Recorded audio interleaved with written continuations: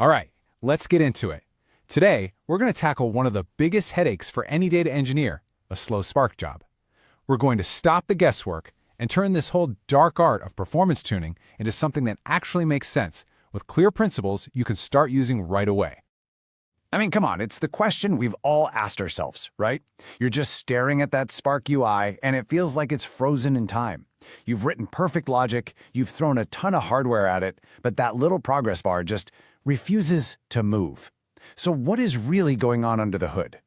So here's our game plan for today. First, we're going to diagnose the usual suspects, the things that are probably slowing you down. Then we'll dive into the 3 big pillars of optimization, winning the memory game, getting smarter with our data, and really understanding Spark's powerful engine. And to wrap it all up, we'll look at a practical formula to get your jobs configured right from the start. All right, first things first, let's identify the villains of our story. Because, most Spark performance problems don't just happen by accident. They're usually caused by a handful of recurring issues that are super common in distributed computing. Okay, so meet the 5 S's. These are pretty much our usual suspects. You've got the shuffle, which is just this super expensive process of moving data all over the network. Then there's spill, which is what happens when Spark runs out of memory and has to start writing to slow disk. We've got serialization, skew, where some of your tasks are totally overwhelmed while others are just sitting around. And finally, storage layout. Trust me, I can almost guarantee your performance problem is hiding in one of these 5.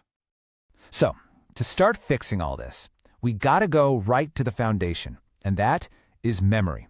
Seriously, how Spark manages memory inside each executor is probably the single most important thing you can learn for performance tuning.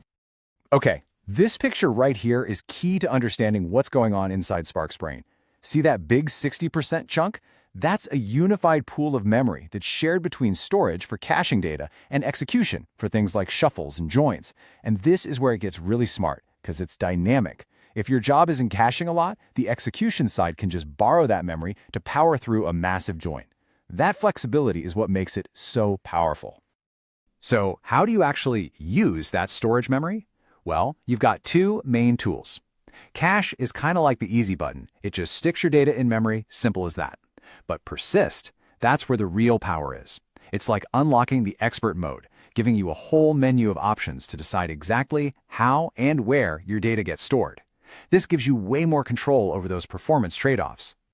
So this table basically lays out all your choices. And really, it all boils down to a trade-off: speed versus safety versus size. Memory only is pure raw speed, but it's a bit risky. If your data doesn't fit, the job could just fail. Adding disk is like your safety net.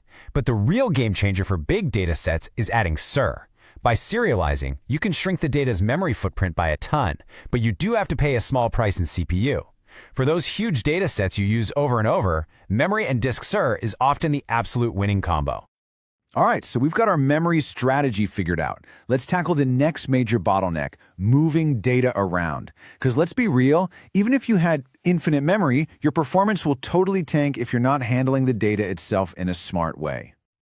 Before any data can get shuffled across the network or spilled to disk, it has to be serialized. The best way to think about this is like packing up objects into shipping boxes. The smaller and faster you can pack those boxes, the more efficient your whole operation is going to be. And this, right here, is where one simple configuration change can give you a massive win. Spark's default Java serialization is fine, it's safe, but it's not very efficient.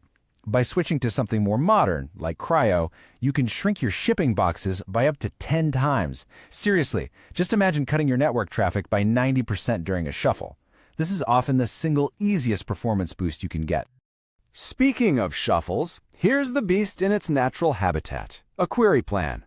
When you see shuffle exchange exec, that's the alarm bell going off. It means Spark is doing a massive, cluster-wide data reorganization, sending tons of data flying across the network just to get the right records in the right place for a join. I mean, this is, without a doubt, the most expensive thing Spark can do. Now look at this. By using a technique called bucketing, we can actually pre-shuffle the data when we write it out. We're basically telling Spark ahead of time how to organize the data based on our join key. So when we run that same join again, poof, the shuffle exchange exec is just gone. The data is already where it needs to be. For tables you join all the time, this is an absolute game changer. So we've seen how smart data layout, like bucketing, can just totally eliminate huge chunks of work. But while you're optimizing things from the outside, Spark has its own secret weapon working on the inside, its modern execution engine. And if you understand its tricks, you can write code that really lets it shine. This whole revolution really started with a project called Tungsten, and the goal was simple but ambitious: move away from all the overhead of generic Java objects and the JVM and get Spark's performance as close as possible to hand-optimized bare metal code. So how does Tungsten work its magic? It's basically a three-pronged attack on slowness. First, it avoids Java's slow garbage collection by managing its own memory off-heap. Second, it processes data in entire columns at once, not row by row, which is way more efficient for modern CPUs. And finally, it acts like a brilliant compiler, taking all your separate operations and fusing them into a single hyper-optimized function. And if Tungsten wasn't cool enough, you've got Adaptive Query Execution, or AQE, built on top of it. And this is where things get really clever. Let's say you wrote a query that does a big, slow sort-merge join.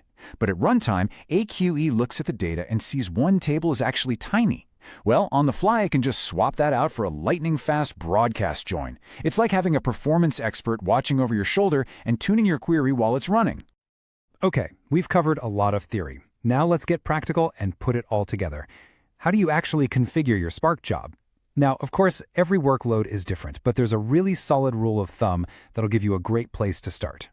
So let's walk through this example calculation. The logic is actually pretty simple. First, you set aside a little bit of memory and a core for the operating system on each machine. Then you decide how many cores to give each executor. A good rule of thumb is 5 or less. From there, you can figure out how many executors fit on each machine, and then how many you have in total. And finally, you just divide the remaining memory evenly among them. You don't have to memorize the exact numbers, right? The big idea here is the process. Size your executors to fit the hardware, then spread your resources out evenly. It's a ballast baseline you can then tune from. And that really brings us to the big question, doesn't it? After seeing how all these pieces fit together, the memory, the data layout, Spark's own engine, it's time to look at your own jobs. By applying these principles, from picking the right storage level to using bucketing and starting with a sane configuration, you can stop just guessing and start actually engineering your applications for performance. So the real question is, how much performance have you been leaving on the table?